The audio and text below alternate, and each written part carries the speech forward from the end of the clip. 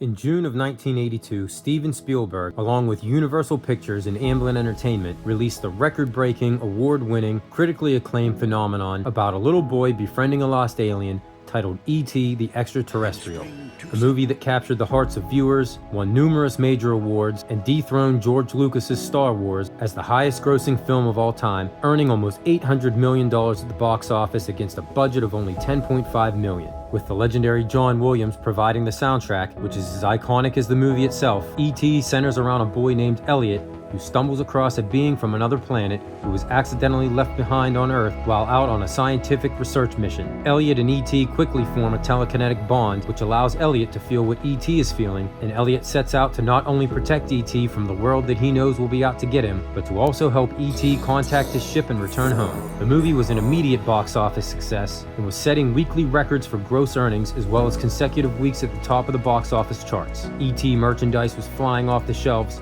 with E.T. dolls being the #1 Christmas toy in 1982. Even candy juggernaut Hershey's profits rose 65% due to the film's prominent placement of Reese's Pieces candy throughout the movie. With the overwhelming success of the movie, it was clear that the E.T. franchise had achieved a level of superstardom that few movie franchises had ever seen. And with the rise in popularity of home video game consoles, a video game adaptation of E.T. was a very logical next step, as with the success of the movie, a video game would almost print money for all parties involved.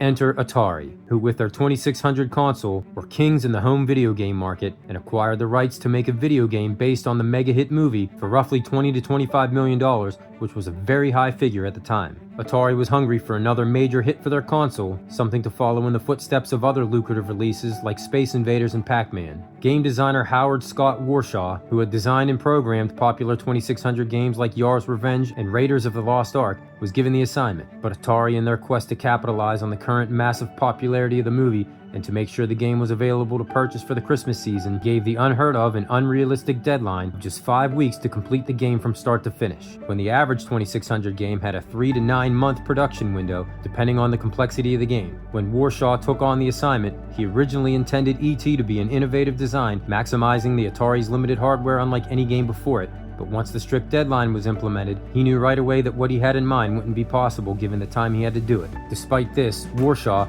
who was personally requested for the job by Spielberg himself, and realizing what the potential sales would be of an E.T. video game, agreed to take on the challenge and lead the project. And everybody started talking about, oh, that's going to be a big royalty thing, and that's going to get a lot of hype and stuff like this. At first, that was real exciting, I thought, and I was thinking, yeah, this is going to get some hype. This is going to pay off. He had previously worked on other Atari games with tight production windows and believed he could do it again. Management had called up my boss and said, we need a game in 6 weeks, and George Kish, who was the director at the time, and he laughed. He laughed at them. He says, we can do a game maybe in 5 or 4 months, but you don't do a game in 6 weeks. And they said, well, we've got 6 weeks to do E.T. We need someone to do it. They called me up and said, can you do it? And I said, yeah, if we reach the right deal, because I knew I could do a game in 6 weeks if I designed a game to be done in 6 weeks. Warshaw had stated that he was given little more than a basic outline of the film's plot to work with and had to come up with the game's mechanics and structure on his own. He drew inspiration from key scenes of the movie, like E.T.'s quest to build a communication device to phone home, his interactions with Elliot, and his constant evasion of federal agents and scientists. He wanted to incorporate elements of exploration and puzzle solving into the game as well. One of the major designs was to have E.T. explore and fall into pits that would contain parts of the phone, and once collected would need to escape the pit by levitating. Warshaw wanted his game to have depth and objectives. The goal of the game was to build the intergalactic foam by collecting pieces randomly scattered throughout the world, which consisted of multiple areas. Once the foam was completed, E.T. would use it to contact his home ship to return back to Earth and pick him up. He also wanted to give the player a feeling of urgency, so he created an FBI agent and a scientist that would constantly harass the player and steal pieces of the foam that they had collected. E.T. also was given a lifetimer that slowly ticked away, as just like in the movie, the longer E.T. was on Earth, the weaker and closer to death he became. Elliot was also incorporated into the game as an ally to E.T., and if E.T. collected enough Reese's Pieces, he could use them to refill some health or summon Elliot to chase away an enemy. To give the game depth that was able to work with the limited hardware, Warshaw created multiple areas to explore, along with icons appearing at the top of the screen that would change whenever E.T. walked, each icon meaning something specific that could be triggered by using the action button, a feature that was a very innovative way to get multiple uses out of a single button. Atari executives presented the game to Spielberg, who, although enthusiastic, wanted the game to resemble something closer to Pac-Man. So I did the game, and I set it up so the approval was contingent on Spielberg. It was up to Spielberg to approve the game. because I wanted to get Spielberg up to visit more times. And that was always fun. After multiple meetings between Warshaw's team and Spielberg, they decided to use Warshaw's original design with Spielberg's blessing. We turned it over to the Howard Warshaw and some of the fellows at Atari, and Howard, who is a certifiable genius, went off and about a number of weeks later came back with a concept and a game plan. And I saw the game plan, a very rough scheme of the game, and I was amazed at how difficult it was, and yet at the same time how much fun it was to play. Warshaw and his team was able to hit the 5-week deadline, but in order to do so, Atari decided to skip audience testing of the game, a decision that would prove to be a fatal one.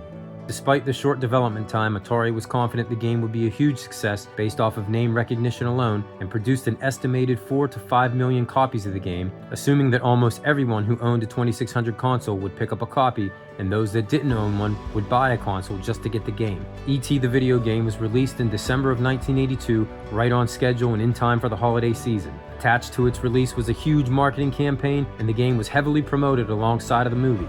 Just like the movie, the video game felt immediate success and sold over 2.6 million copies by the end of 1982. But once fans actually started playing the game is when the trouble started brewing for Atari, with an estimated 669,000 copies returned by dissatisfied customers in 1983. And once word of its poor and confusing gameplay got out, along with multiple negative reviews from high-profile game reviewers, retailers were having a hard time selling the remaining inventory they had on their shelves, having to constantly slash prices to have any chance to sell the games. Even that didn't work, and retailers were left with massive amounts of unsold stock. Fans and critics complained of confusing gameplay that lacked the depth and clarity of other popular games, with a large portion of gamers not knowing what to do or what the objective was. Poor controls, a convoluted map, and the lack of direction were more common complaints, as well as the pits that the player would constantly fall into, as they were a major obstacle and main focal point in every area of the game. The overuse of the color green was another big complaint, with the E.T. sprite also sharing the color, with fans confused as to why he wasn't brown like in the movie. Atari's losses on the project were staggering, lower than expected cartridge sales, along with almost half of the ones sold being returned. Atari and retailers were stuck with massive amounts of E.T. games that nobody wanted.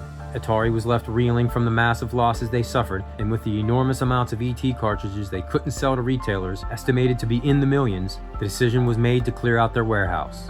In what would become one of the most infamous moments in gaming history, Atari loaded between 10 and 20 semi-trailers of unsold consoles and cartridges and shipped them out to a landfill in Alamogordo, New Mexico, where they were dumped off, buried, and covered in concrete.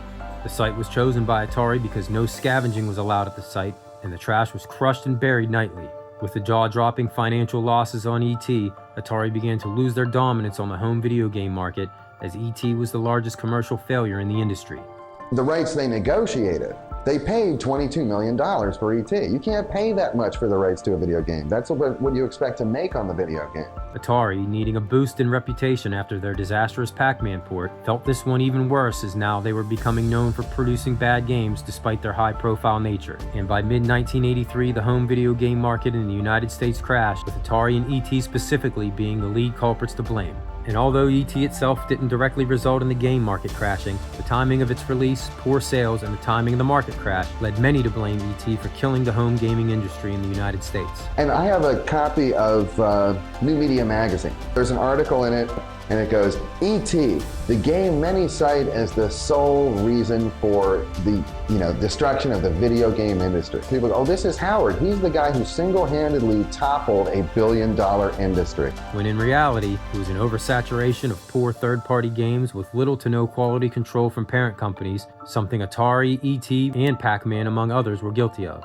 Fortunately for Howard Scott Warshaw, his legacy remains intact. He was given an unwinnable assignment and takes pride in the work he was able to accomplish in such little time. I did what I could for the game, and it came out and people just jumped on it. Oh, what a crappy game. Had he been given a normal time frame with which to work, he would have done things differently and would have tried to make his original vision a reality. He remains a respected game developer thanks to his many other successful projects, and has even embraced his place in gaming history with his association to E.T.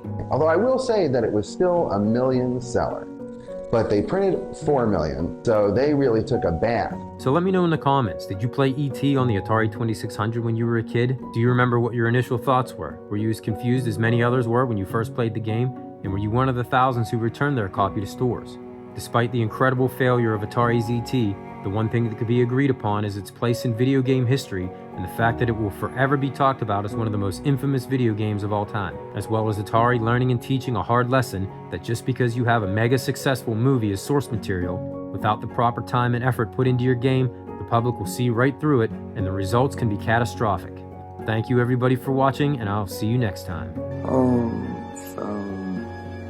EP phone. Home.